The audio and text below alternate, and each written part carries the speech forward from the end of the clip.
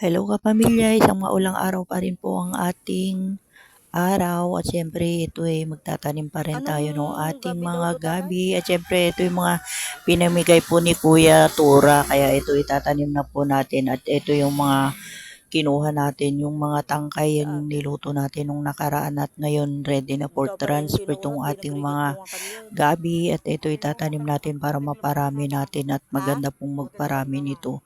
Oo. Alam niyo po ba kapamilya na meron itong tumutubo sa may tagiliran niya yung parang pinakamahaba niyang ugat pero ito'y nakakain din at masarap ang lasa nito. Karabaw. Tagway ang tawag po ng iba dito sa may Karabaw. ugat ng gabi na to at humahaba po yun. Akala ko Kaya ayun nag-request mo dyan kanyan. pararamihin natin at masarap kasi itong gawing laing at yung pinakatangkay niyang tumutubo sa pinakailalim niya.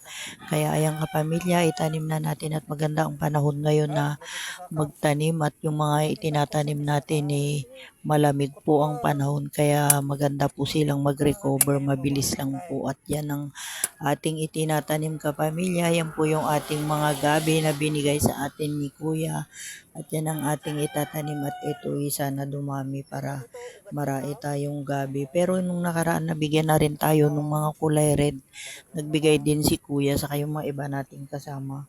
Naitanim na rin natin yun dun sa may gilid din. Dito sa may dulo nung pinagtatamnan natin at medyo marami-rami na yung napatubo natin. Kaya ito, sana ito dumami din. Kaya dito na natin nilagay sa may gilid ng pader para kumapal man sila, nandyan na lang sila. Kaya ayan kapamilya, maganda itong itanim kapamilya at ito dumadami. Lalo na pagka ganitong nag-uulan, napakabilis nilang dumamit, nagkakaroon ng mga sanga. Kaya maganda talaga magtanim pagka ganitong panahon at yung mga itinatanim natin mabilis lang silang mabuhay. Kaya ayan yung itinatanim natin kapamilya at ito pagka naitanim mo na pinababayaan lang natin dyan at kusa na silang dumadami. Wala po itong maintenance kapamilya basta naitanim mo lang at nandyan na sila kakapal na yan. Kaya ayan ang kagandahan dito sa mga pananim na to pagka pinabayaan mo lang nandyan at kumakapal na sila.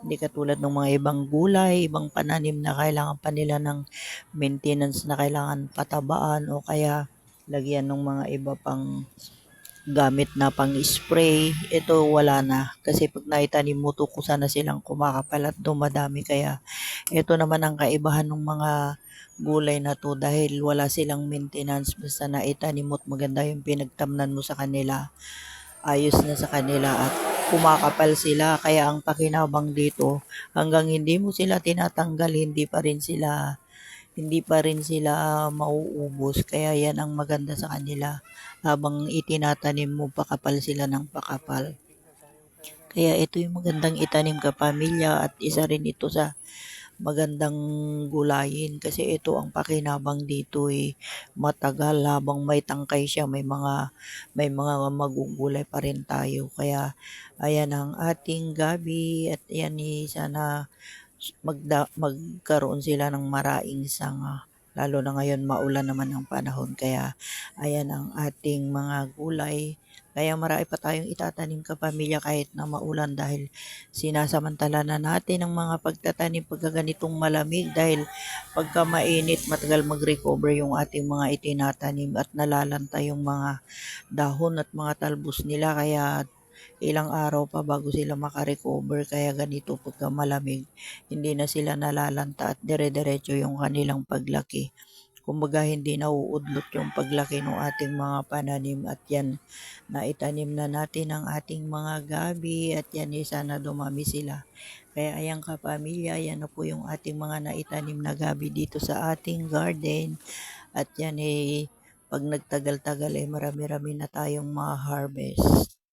Hello po kapamilya, ayan po yung ating mga pananim ng ampalaya at itatransfer na po natin yung ating mga ampalaya dito sa ating mga paso na naitanim at yan naman i-ready na natin yung ating mga pagtatamnan dito sa ating mga ampalaya kapamilya at kung nakikita nyo, tinan nyo napaka-healthy na nila at medyo maliliit pa. Mas maganda i-transfer para yung ugat ng ating mga pananim hindi pa sila gaanong malalaki kaya yan yung ating gagawin at itatransfer na natin dito sa ating timba at itong ating timba pinagtamnan natin nung nakaraan ng ating mga talong at yan dito natin itatanim yung ating ampalaya mga kapamilya.